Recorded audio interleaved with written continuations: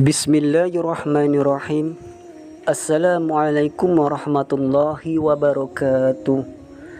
Sahabat rahimakumullah yang dimuliakan Allah Subhanahu wa taala. Semut di dalam Al-Qur'an. Kata semut dalam Al-Qur'an ada sebanyak 3 kali penyebutan dalam satu ayat, yaitu di ayat ke-18 surat An-Naml.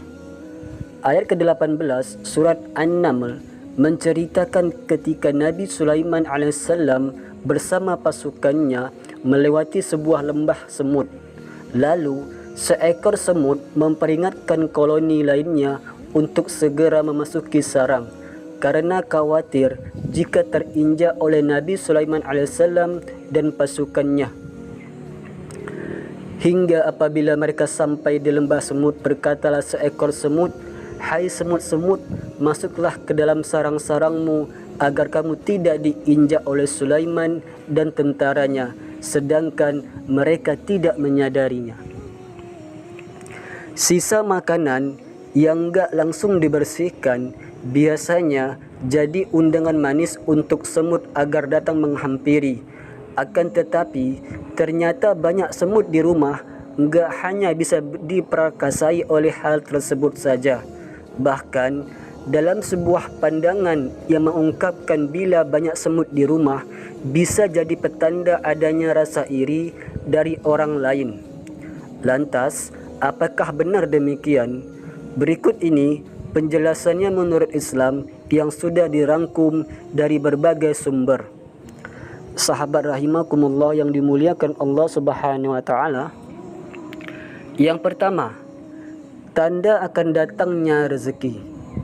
Banyak semut di rumah ternyata bisa jadi tanda bahwa akan ada rezeki yang datang dari arah tidak terduga untuk si pemilik rumah. Karena seperti yang diketahui, semut merupakan hewan yang tidak boleh dibunuh dalam ajaran agama Islam. Oleh karenanya, kedatangan semut jadi petanda bila ada rezeki yang menghampiri pula. Jadi, ketika ada banyak semut di rumah, janganlah langsung diusir, terlebih dengan cara membunuhnya. Lalu yang kedua, semut datang sebagai tanda adanya makanan. Ingat enggak kalian, pepatah mengatakan ada gula ada semut. Artinya, ketika ada makanan, di situ juga semut akan berdatangan. Mereka akan datang ke tempat yang banyak makanan, meskipun itu hanya sisa. Jadi ketika di rumah ada banyak semut, itu tandanya mereka mencium bau makanan di rumahmu. Yang ketiga, tanda bila rumah dalam kondisi yang lembab. Selanjutnya, banyaknya semut di rumah bisa jadi tanda bila rumah kamu sedang dalam kondisi yang lembab. Selain itu, kurangnya sirkulasi udara juga menjadi faktor terjadinya hal ini.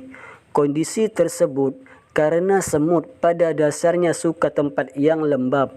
Mereka bisa menjadikan tempat lembab sebagai rumah untuk berkembang biak. Yang keempat, makna banyak semut di dalam rumah menurut Islam. Syekh Abdul Razak menyampaikan, tidak ada dalil dalam Al-Quran maupun As-Sunnah yang menyebut adanya hubungan antara keberadaan semut di rumah dengan rasa iri. Selain itu, tidak ada juga dalil yang menunjukkan keberadaan semut di suatu tempat. Meski tempat itu bersih adalah bukti kemunculan perasaan iri.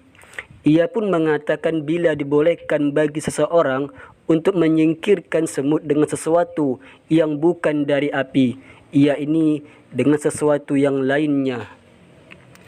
Rasulullah SAW tidak melarang para sahabat membunuh semut, tetapi beliau melarang membunuhnya dengan api.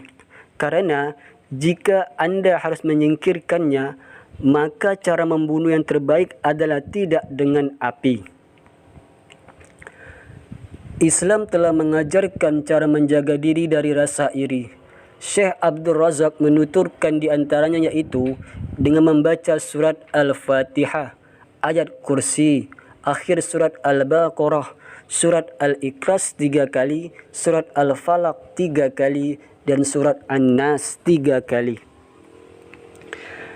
Ibnu Al-Qayyim seperti dituturkan Syekh Abdul Razak menyampaikan seseorang muslim perlu memohon perlindungan dari rasa iri dengan mengucapkan doa sebagai berikut.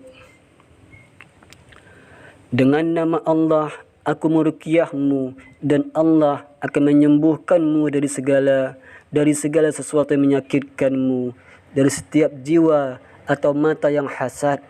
Allah yang menyembuhkanmu.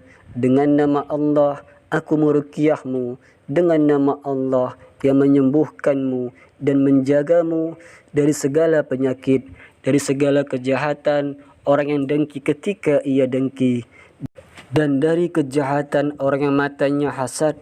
Ya Allah Tuhan manusia, hilangkanlah penyakit, sembuhkanlah penyakit yang ada. Engkaulah yang menyembuhkan. Tidak ada kesembuhan kecuali kesembuhan darimu. Kesembuhan darimu tidak meninggalkan penyakit. Lalu yang kelima, cara mengatasi semut di rumah. Ketika banyaknya semut di rumah, janganlah langsung panik. Sebab dalam Islam, kita memang tidak diperbolehkan untuk membunuh semut. Akan tetapi, kalau sekedar mengusirnya boleh-boleh saja.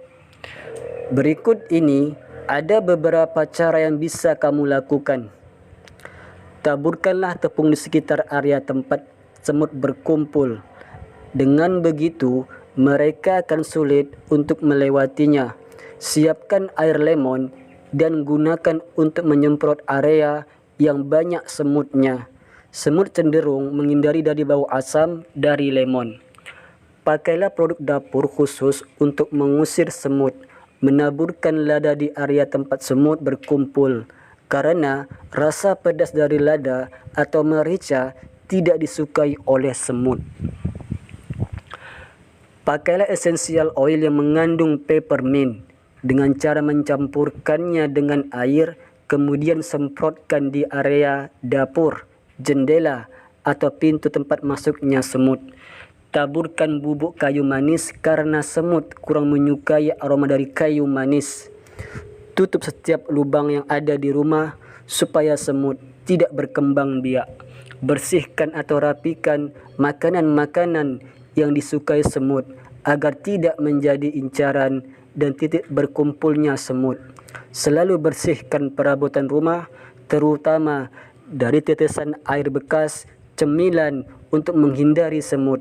Arahkanlah semut ke alam yang bebas supaya mereka tetap bisa hidup.